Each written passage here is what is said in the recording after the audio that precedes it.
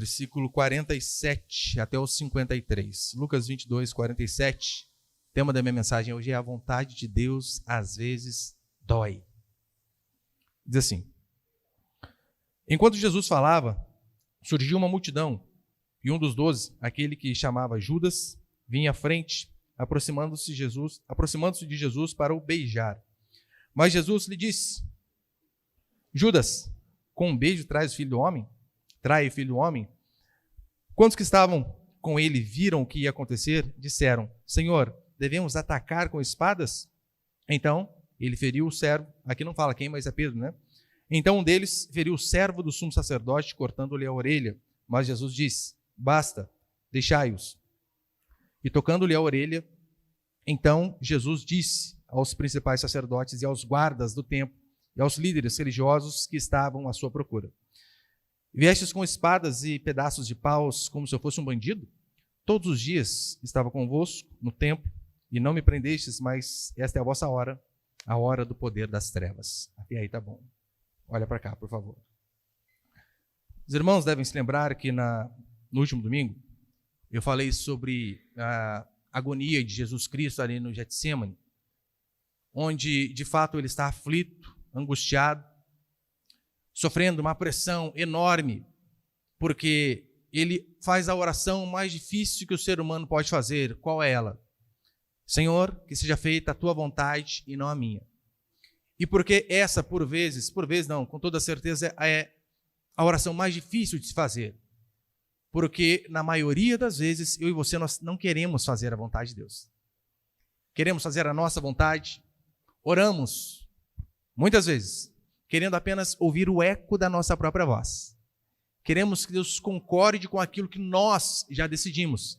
Queremos que Deus abençoe aquilo que nós escolhemos fazer. Isso é um erro.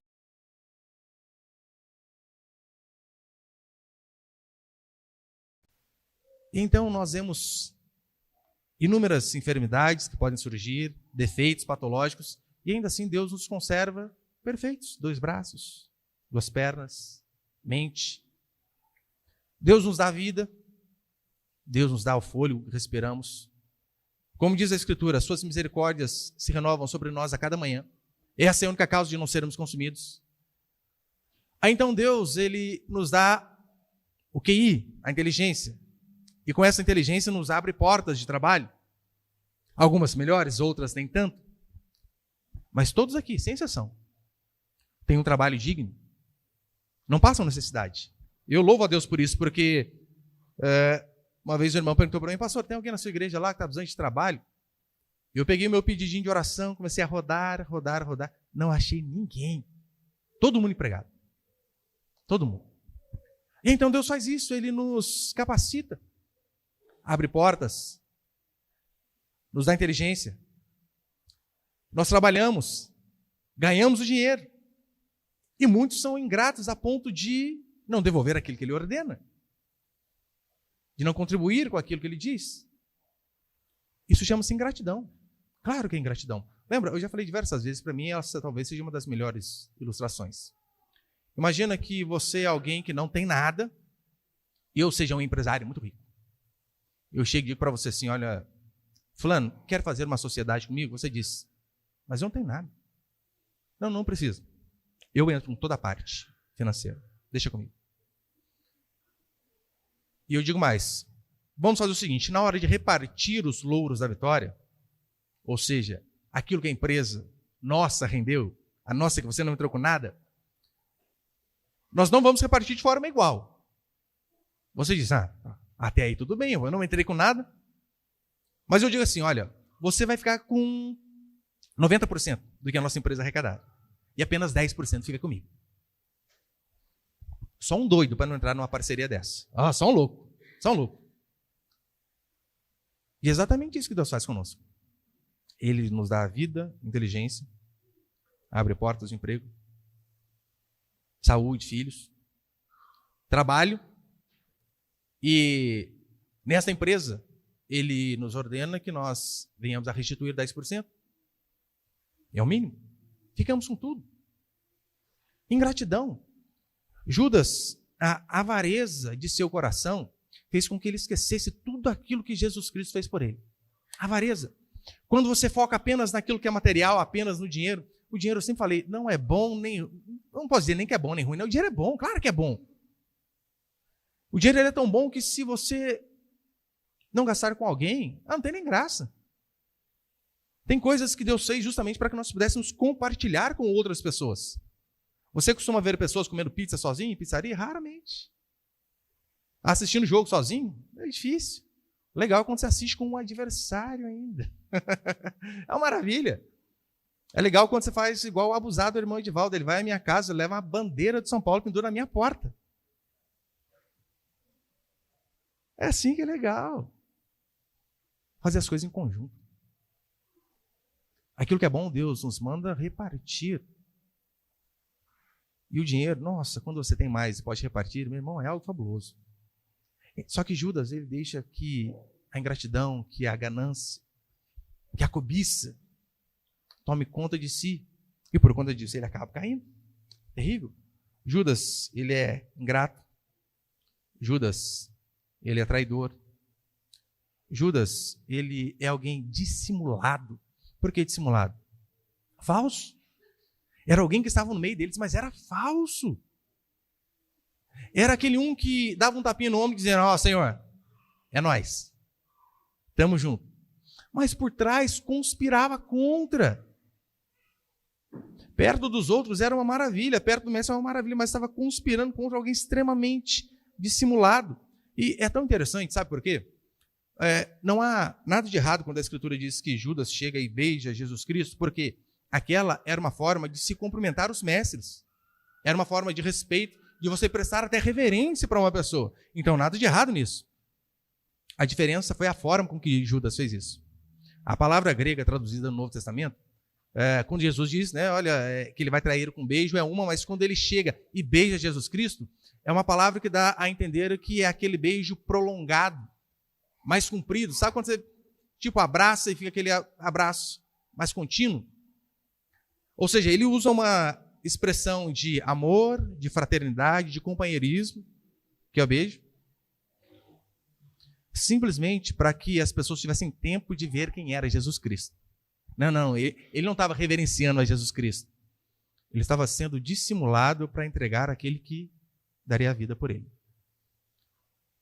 Pessoas assim, e Judas teve inúmeras oportunidades de se arrepender. Veja, né? 3 anos andando com Jesus Cristo. Inúmeras oportunidades vendo diante de seus olhos.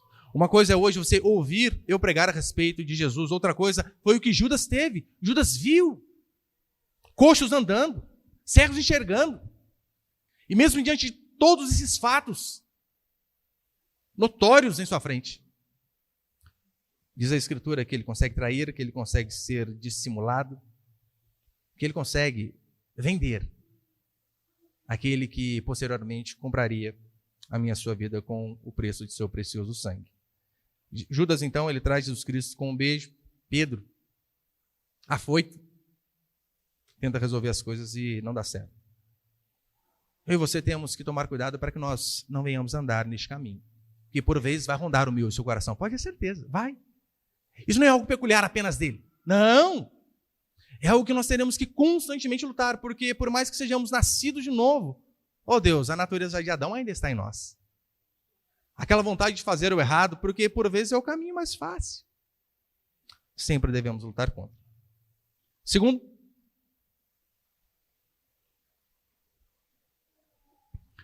princípio, não agir sem saber a vontade de Deus. Acompanha comigo o versículo 49, por favor. Lucas 22, 49. Quando os que estavam com ele viram o que ia acontecer, disseram: Senhor, devemos atacar com espadas? Então um deles feriu o servo do sumo sacerdote, cortando-lhe a orelha. Mas Jesus disse: Basta, deixai-os. E tocando-lhe a orelha, o curou. Olha que interessante. Quando eles viram, perguntaram: Senhor, devemos usar a espada? Eu falei algumas pregações aqui sobre a importância da autodefesa, que não há nenhum problema um cristão se defender até com armas, porque essa era uma arma da época. não há problema em usar armas para se defender. Não para atacar, propositalmente, mas para se defender não há problema nenhum. Mas então, havia, né, uma escolta que acompanhava os sacerdotes ali. Então, esses homens, eles vêm com porretes, pedaços de pau, vêm com tochas, como se Jesus, de fato, fosse um criminoso, e um tanto de gente. Jesus que diz para ele, olha, mas para que toda essa turba, para que toda essa violência? Eu sempre estive aqui. Onde eu ofereci resistência? E Pedro, afoito, você percebeu que no versículo 49 vai dizer assim, né? Quando os que estavam viram o que ia acontecer, disseram, Senhor, devemos atacar com espadas? Essa é a pergunta.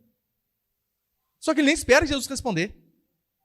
Então deles feriu o servo do sumo sacerdote, cortando-lhe a orelha. Ou seja, Pedro não quis saber a resposta de Jesus. Ele quis agir de forma impulsiva, e assim ele agiu.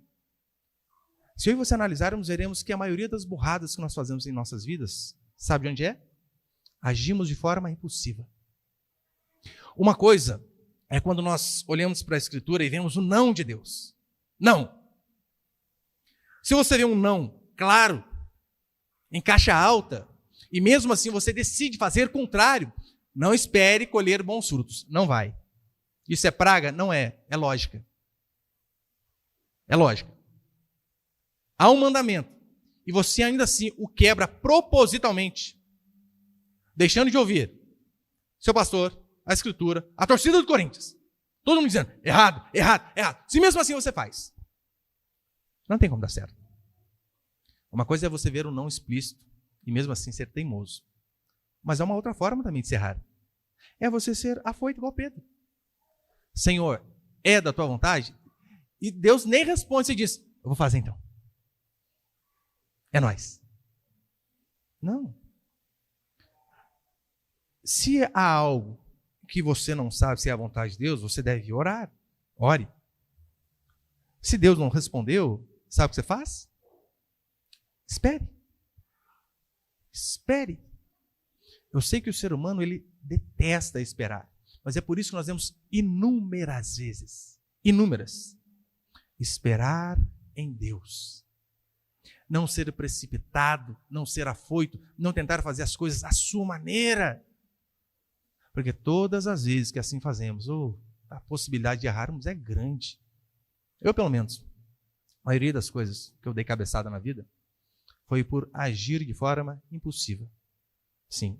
E veja, Pedro age de forma impulsiva, corta a orelha do soldado Malco.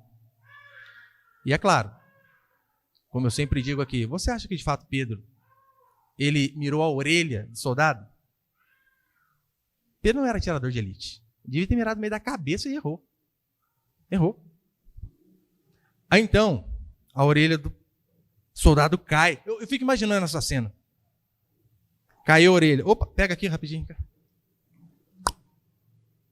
Cola. Isso que Jesus Cristo fez livrou Pedro de um baita de um problema. Ele seria condenado à morte.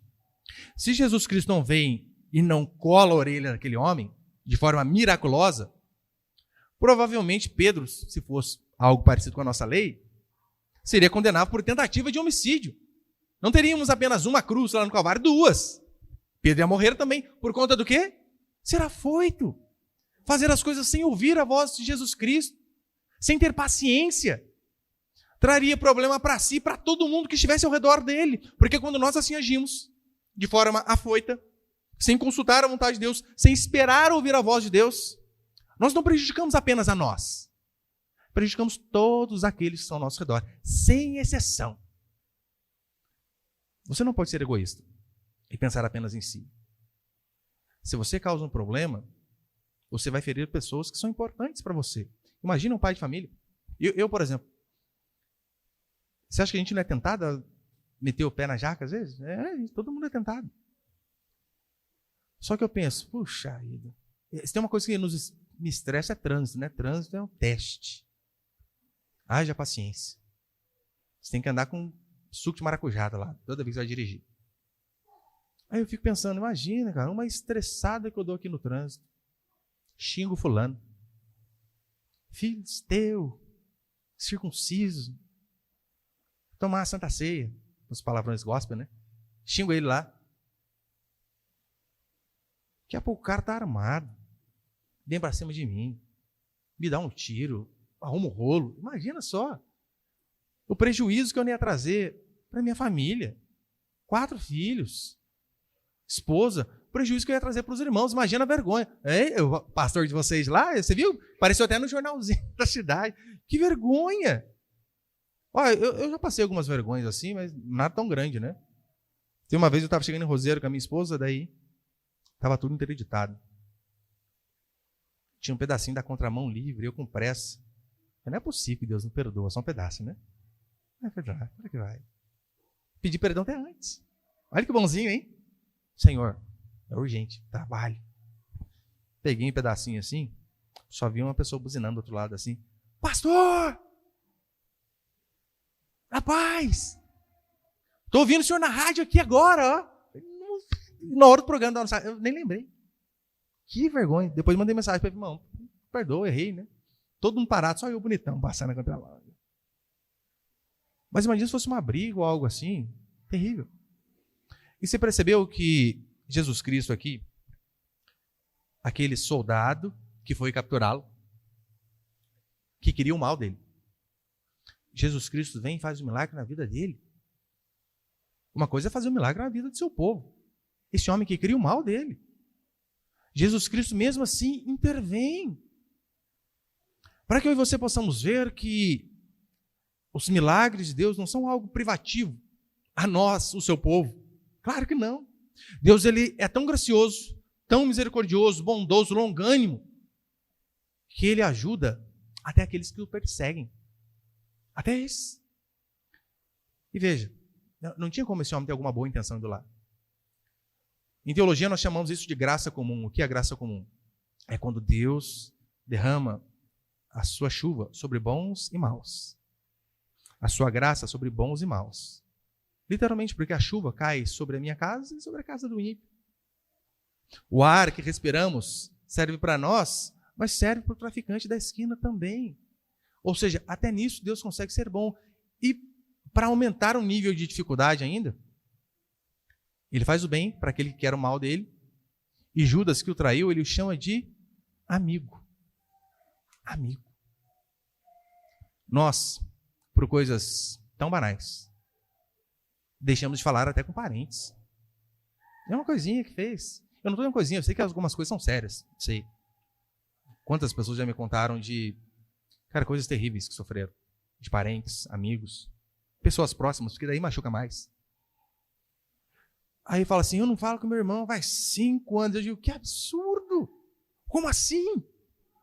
Não, mas você não sabe o que ele me fez. Ainda que seja algo grave. Olha o que esse homem fez para Jesus Cristo. Foi lá para procurar matá-lo. E ainda assim ele agiu com bondade, benignidade. Então cabe a mim a você agir da mesma forma também. E terceiro e último para encerrar, põe ele, por favor.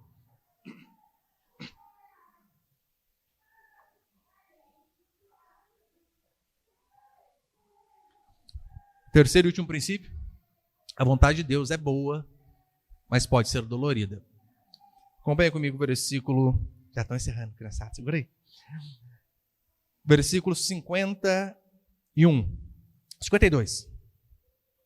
Então Jesus disse aos principais sacerdotes, aos guardas do templo e aos líderes religiosos que estavam à sua procura: viestes com espadas e pedaços de paus, como se eu fosse um bandido?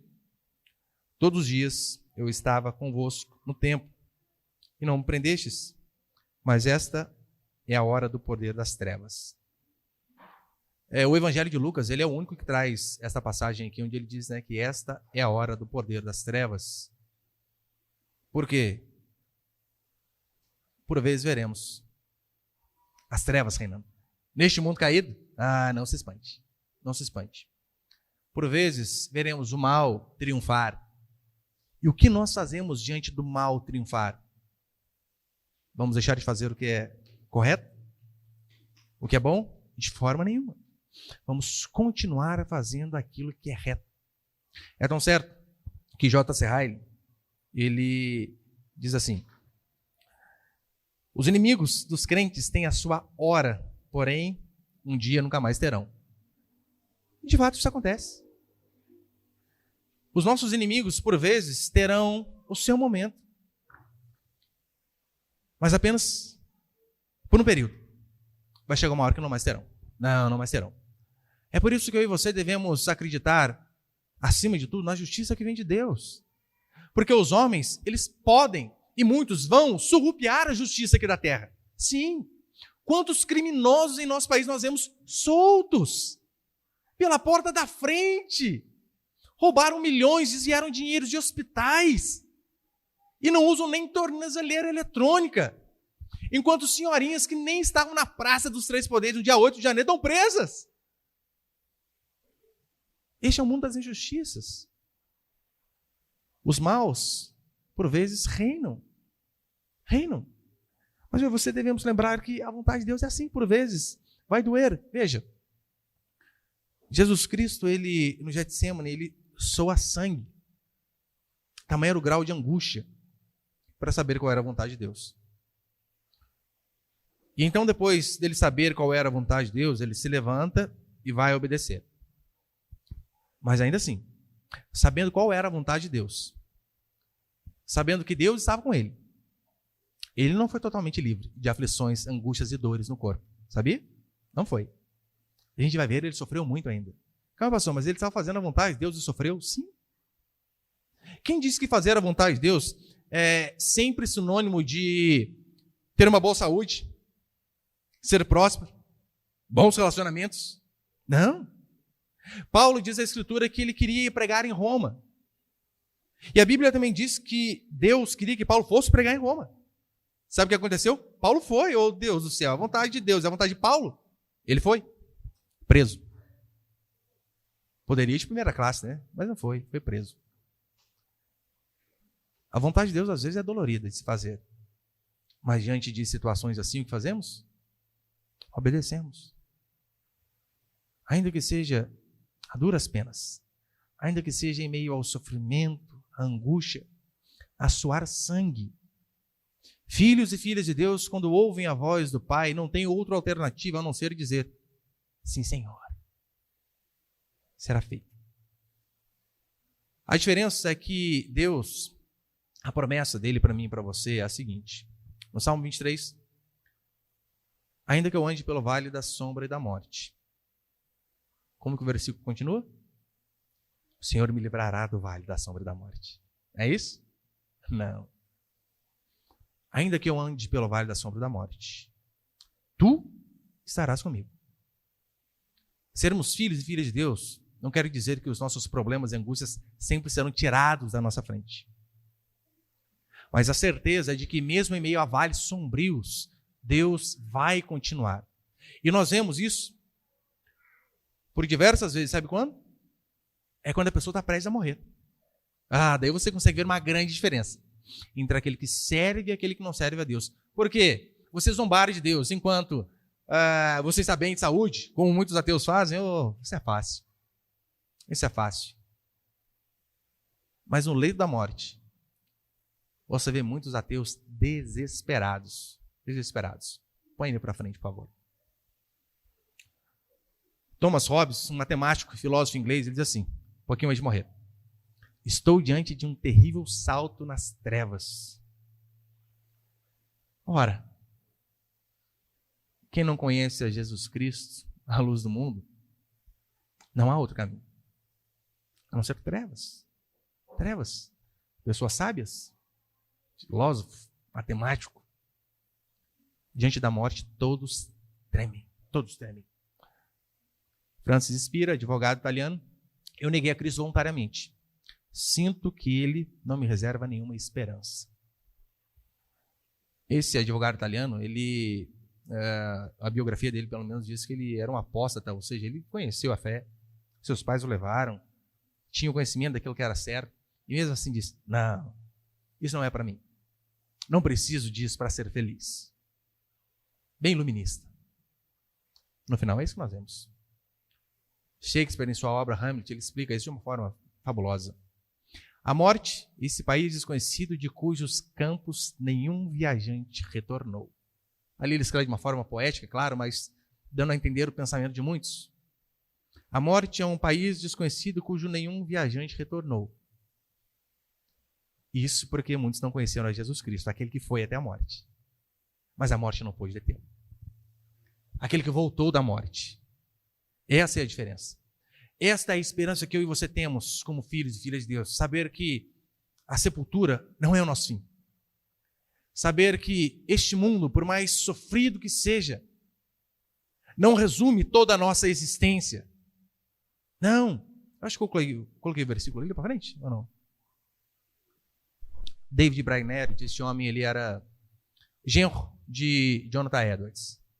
Ele converteu aos 22 anos, novo. Eu converti acho que com 22, 21 também.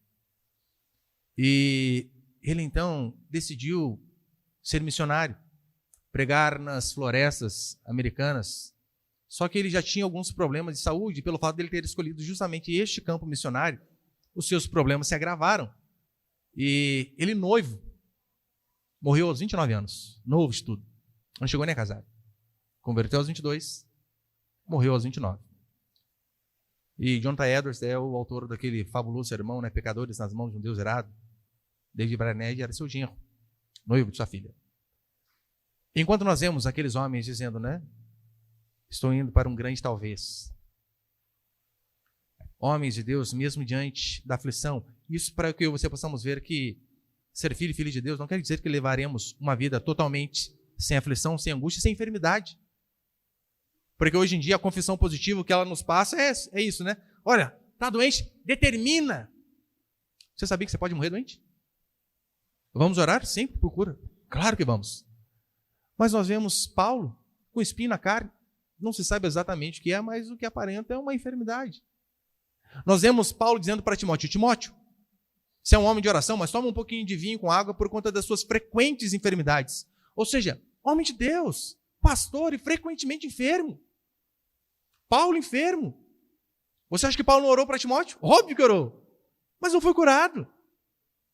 Então nós sempre iremos orar por cura, mas é possível que venhamos a morrer definhando por uma enfermidade. Isso não muda a nossa fé. Isso não muda o fato que o nosso corpo, consumido por uma enfermidade, um dia vai aparecer revestido de glória. Essa é a nossa esperança. Saber que ainda que venhamos a morrer despedaçados por feras, decapitados, diz a Escritura que a morte e o além darão seus mortos. E os nossos corpos serão glorificados. Ou seja, o túmulo não é o fim para o cristão. E aí, então você vê a diferença básica de alguém que teme a Deus de verdade para aqueles outros filósofos, matemáticos e advogados. Suas forças físicas, põe ele, volta ali. Suas forças físicas minguavam, ou seja, né, acabando. Estava nas últimas. Suas forças físicas minguavam e ele falava com mais e mais dificuldade. Mas a sua percepção espiritual parecia aumentar. Foi feito para a eternidade, como anelo estar com Deus e prostrar-me perante Ele. Ó, que o Redentor pudesse ver o fruto do trabalho da sua alma e ficar satisfeito. Ó, vem, Senhor Jesus, vem depressa. Amém. E foi assim que dormiu no Senhor. Oh, diferença. Oh, diferença saber que Deus está conosco. É isso que vai sustentar a minha e a sua vida. Apenas isso. Quanto às dificuldades, eu e você devemos sempre ter ciência, sabe do quê? Nós falaremos sempre como o Salmo 23. Ainda que eu ande pelo vale da sombra da morte. Não é possível. Não vou te enganar, não. Vida cristã não é um mar de rosas. Oh, a gente encontra cada espinho no meio do caminho. Cada dificuldade, cada problema. Ainda que eu ande pelo vale da sombra da morte. Enquanto estivermos aqui vivos, é assim que diremos. Mas também, enquanto estivermos aqui vivos, poderemos dizer como Paulo. Põe ele, por favor. Pois eu tenho certeza de que nem a morte, nem a vida, nem anjos, nem autoridades celestiais, nem coisas do presente, nem do futuro, nem poderes, nem altura, nem profundidade, nem qualquer outra criatura poderá nos separar do amor de Deus que está em Cristo Jesus, nosso Senhor. Quanto às dificuldades, ainda que é possível. Quanto à presença de Deus nos momentos mais difíceis, Ele tem certeza. Certeza. Pois eu tenho certeza de que nada, nem a morte pode nos separar do amor de Deus que está em Cristo Jesus. E eu sempre dei esse exemplo aqui, mas talvez você não viu, eu vou dar de novo. Tinha uma irmã que vinha à nossa igreja e ela era deficiente visual, não enxergava nada, absolutamente nada. E por vezes eu a visitava e quando voltava, eu fazia uns testes lá em casa, né? Eu amarrava uma meia no olho, ficava 5 minutos com a meia amarrada lá para... Como será que é a vida da irmã? É terrível. Faz isso na sua casa. Chega, amarra o olho, não chega nada, 5 minutos. É desesperador. E ela não é cega de nascença, ficou cega na infância por conta de um tiro de chumbinho que pegou do lado aqui e vazou as 2 córneas dela. Brincando. Se é um cego de nascença, ele nunca viu o mundo. Nunca viu. Não, mas você imagina, você, 7 anos, você conseguiu ver muita coisa. E de repente, breu. E ela era muito amargurada por conta disso. Ainda assim conseguiu casar, mesmo cega. O marido dela espancava. Os filhos sumiram. Angústia em cima de angústia. Eu lembro de uma vez conversando com ela em lágrimas, dizendo para mim: por quê? Por que tanta desgraça? Por que uma vida tão difícil? Oh, eu sei que eu sou pecadora, mas por que em uma vida só tanta dificuldade? E ela mesma ali com os olhos fechados, sem enxergar, dava para ver a lágrima escorrer sobre seus olhos, sobre sua face. E eu disse assim a ela: irmã, uma coisa eu tenho certeza. Você recebe menos do que os seus pecados merecem. Eu recebo menos do que os meus pecados merecem. É assim que Esdras dizia. Temos recebido menos do que as nossas transgressões. Porque se Deus de fato fosse nos punir de acordo com a medida dos nossos pecados, todos aqui, sem exceção, do mais velho à criança mais nova, seria fulminado. Passaria toda a eternidade no inferno. Isso é justiça. Quebramos o mandamento. Pronto. Mas eu disse a ela: ainda que nós somos merecedores de todas as desgraças possíveis, você lembra qual é o contexto ali de Esdras? O povo está passando fome, as mulheres estão sendo estupradas, as grávidas cerradas ao meio, o templo destruído. Esdras olha para aquela desgraça e diz assim: temos recebido menos do que merecem as nossas transgressões. Esse sabia o peso do seu pecado. E eu disse a ela: irmã, eu sei que a dificuldade é grande, óbvio.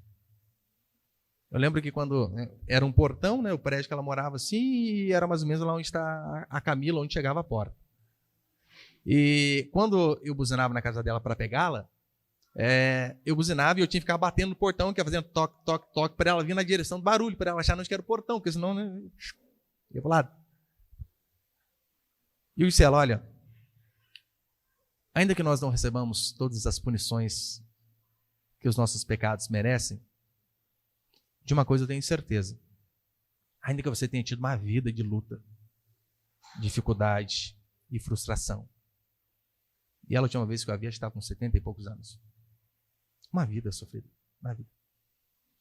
Eu disse a ela: vai haver um dia, esse dia há de chegar, onde esses seus olhos, que foram tapados para toda e qualquer visão com 7 anos, vão se abrir diante do Rei da Glória. E o dia que seus olhos se abrirem diante do Senhor, você não vai lembrar de 1 minuto de frustração que você teve aqui na terra. Essa é a esperança que você tem que ter. Saber que no dia em que nós estivermos diante do Senhor, dele, não vamos lembrar das enfermidades que nos acometeram, das tristezas que tivemos, das angústias que nos sobrevieram. Desfrutar da glória e da presença do Senhor vai ser algo tão impactante, que ainda que você tenha tido toda uma vida de desgraça e sofrimento, aquilo nós não vamos lembrar. Essa é a esperança que eu e você devemos ter.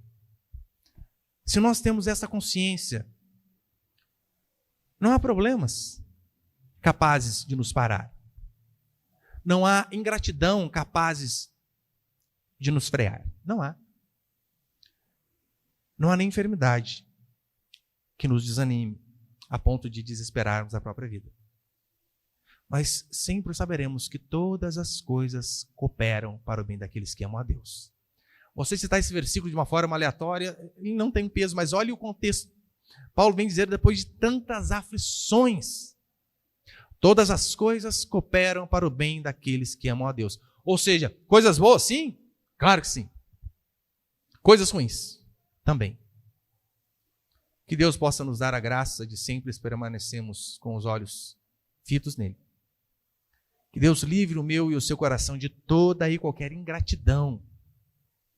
Que nós venhamos a sempre lembrar de que, ainda que a vontade de Deus seja algo extremamente dolorido para nós, sempre vai ser a melhor opção. Sempre.